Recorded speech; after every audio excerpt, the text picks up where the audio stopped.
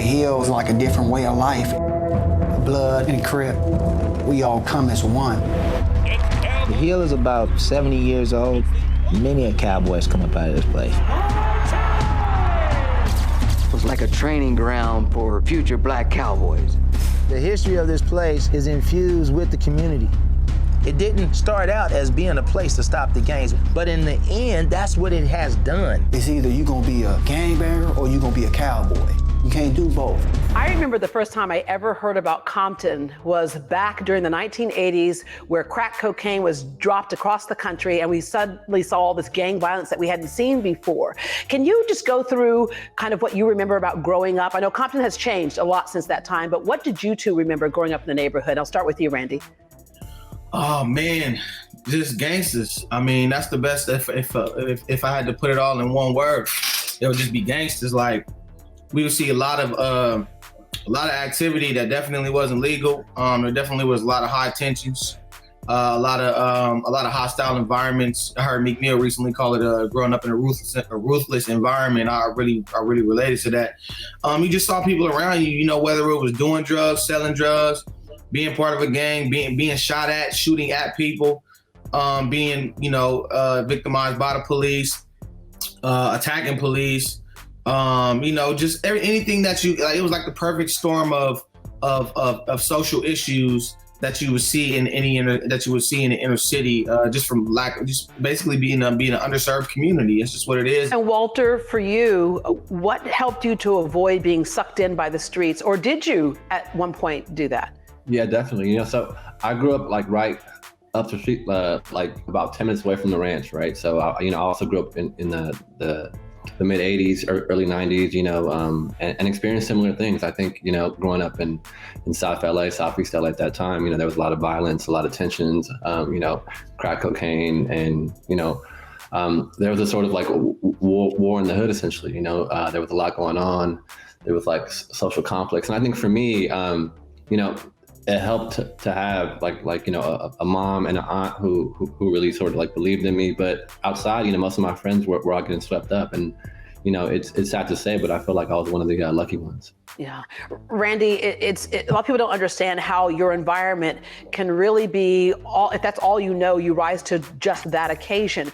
If there's somebody who comes in, like, Walter said his mom and his aunt, but there's an adult who comes in and shows a child a different experience, it can make all the difference in the world. And that's what the Compton Cowboys is all about. Take us back to the history of how it got started. My grandfather, who was a war veteran, and one of his favorite pastimes, what he would do when he was home was he would just sit around and drink whiskey and watch Westerns with his kids. So my auntie grew up having a passion for just horses, and my dad, same thing. And actually, she found that there was some family in her community here in Harbor City, where she grew up, which is not too far from here, that had a horse, and she used to just always want to go over there. And she remembered how powerful and how special it was to be around the horse. So when she came to grow up, when she came into her own as an adult, and she was working in real estate, she found this little neighborhood called Richland Farms in Compton. So it's the original oldest town of Compton. It's where Compton was founded. The founder of Compton was a farmer himself. He was all about agriculture and environmental and nature things. So when she got over here, she was like, wow, this is such an amazing place. It was like a no-brainer for her to be like, man, I'm moving here. So she moved, got her house there. She wanted to raise her kids in a farm town of sorts. It was special to her to be able to have that experience, but still be in the city so she could do her work and have accessibility to schools and different things like that. She kind of had a light bulb moment when she was realizing, like, man, all these kids keep coming to my house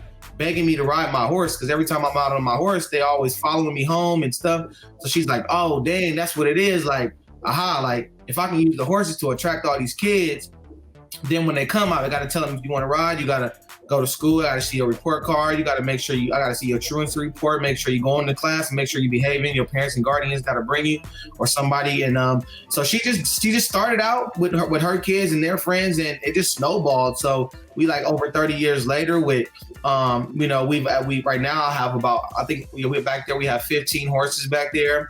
At one point we had 20 something horses back there. Many generations of kids that have come through there, and their lives have been changed. Your motto is, the streets raised us, the horses saved us. Walter, your light bulb moment that this needed to be a book for other people to share in. Yeah, I think, it was a really sort of successful New York Times story, you know, and I just felt like it needed to live outside of a 2,000 word feature, you know. So I think, you know, the characters and the storyline and the history is so rich, and I just felt like the story needed a lot more room to breathe, essentially, you know. So the feature story sort of led to a book, and here we are. Yeah, and what the story is about redemption. So a lot of the members have been through some tough stuff. It doesn't define them, but that's that thing that we can all relate to, is that, yes, I may have done some things in the past, but this is what I'm doing now, and everyone can relate to that.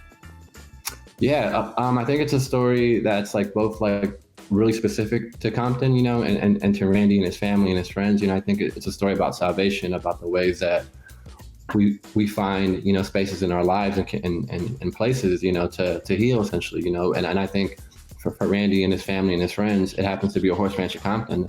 But I think, you know, it's a story that is like incredibly universal, because you don't have to live in Compton or live in LA to experience that. You know, I think that's something that really transcends, you know, geography and race and gender and class. You know, it's like we all need spaces to heal.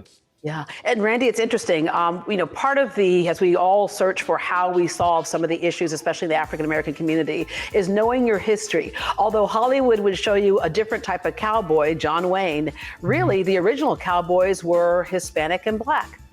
Absolutely. I mean, you know, back then, let's say 1 in every 3 cowboys, or 1 in every 3 or 1 in every 4 cowboys was, you know, of ethnic descent, you know. And so we've contributed so much to the culture and the industry over the course of its history. And we just haven't ever really had that recognition. So for us, that's one of our main missions, is to highlight that legacy, is to pay homage to those who have come before us. And also that camaraderie. When you get on a horse, there's a reason why we see horse therapy used in a number of ways. When you get on that horse, when you get out of what we call the urban jungle and you get out there on the farm, it's very freeing for a lot of people.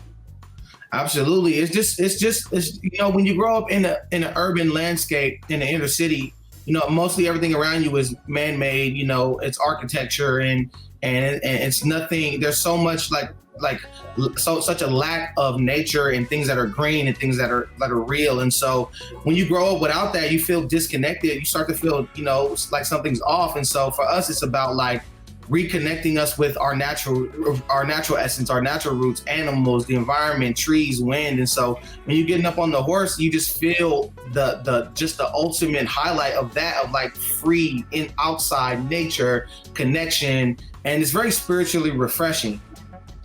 Walter, when someone turns the last page of this book, what do you hope happens? Do you hope they carry the conversation further?